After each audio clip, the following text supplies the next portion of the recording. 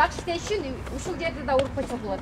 1 2 3 1 2 3 1 2 3 1 2 3 Түрдүү көнүгүүлөрдү аткаруу менен алектенип жаткан бул жарандар ден соолугуна кайдыгер карабай сергек жашоого умтулгандар. Алар күн сайын чогулуп спорттук көнүгүүлөрдү жасоону адатка айлантышкан. Арасында 68 жаштагы Райма Кулбаева да бар. Группабыздын түзүлгөнүнө 1 жумадай болуп калды.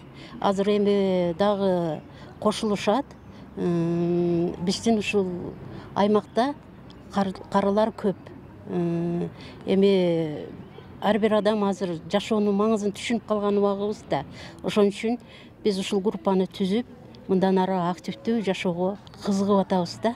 Эртең менен ушу шартыбызга карап 10го чейин чыгып, ушу паркта базабыз, гимнастикаларды жашайбыз. 7 апрель бүткүл дүйнөлүк ден соолук күнү. Аны турлай менин ден соолугум, менин укугум аталышындагы акция өткөрүлүп жатат. Иш-чарага 55 жаштан жогорку пенсия курагындагы жарандар катышууда. Акциянын катышуучуларына жугуштуу жана жугуштуу эмес оорулар жөнүндө түшүндүрмө берилди. Ошол эле учурда кан басымдары акысыз текшерилди. Бүгүнкү иш-чаранын негизги максаты бул элдин ден соолугун чыңдоо болуп эсептелинет.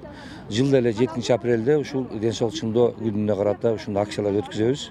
Мына биз үй бүлөк дарыгер борбору медиктер менен кошулуп биргеликте мына кызыл коом айлык немеси менен биргеликте өтүп атат. Айыл өкмөтү менен, мэрия менен, местный власттар менен чогуу өткөзүп атабыз. Мына азыр ушул Черемушка микрорайон тургундары менен азыр өткөзүп атабыз. Бул максатыбыз бул оорунун астын алуу максатыбыз. Жылда эле өткөзөбүз ушундай макул. Ден соолукту чыңдоо борбору маалымдагандай, билим берүү жана башка мекемелерге окутуулар өткөрүлүп, үйдө карыган ата-энелер унутта калууда. Ошондуктан жерлердеги пенсия курагындагылар чогултулуп, туура тамактануу жана сергек жашоо багытында түшүндүрүү иштери жүргүзүлдү. Азыркы программага каар адамдарга дагы көңүл бөлүнүп баштады. Маселен, чет мамлекеттерде каар адамдар үчүн өзүнчө клубтар бар экен, спорт залдар бар экен, анан эс алчу жайлар бар экен, эс алчу парктар бар экен. Азыркы күндө Здоровая города деген программа кирген.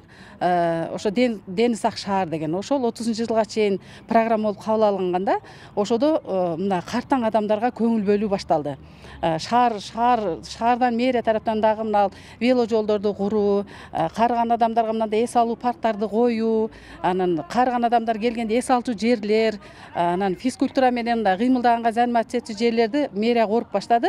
Ден соолукту министерство, саламаттык сактоо министрлиги тарабынан биз ошолордун алдын алуу үчүн эмне кылыш керек, адамдан эмне зависит этет, ошолорду биз үйрөтөбүз. Маселен, туура тамактануу боюнча дагы калкка маалымат беребиз. Кантип тамактанышыбыз керек. Биз азыр эң көбү кыймылдын аздыгы.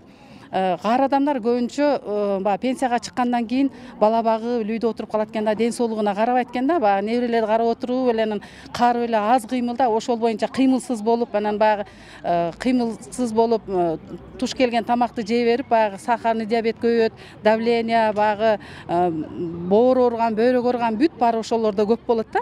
55 жаштан өткөн адамдардын көбү бронхит, кан диабети, ошондой эле кан басымдын көтөрүлүүсү эң көп катталат. Мунун эң биринчи себеби туура эмес тамактануу, ошондой эле аз кыймылдуулуктан келип чыгаарын адистер баса белгилешүүдө. Бурлай Уламбек кызы, Нооруз Ахматалиев, Ош Бирим жаңылыктары.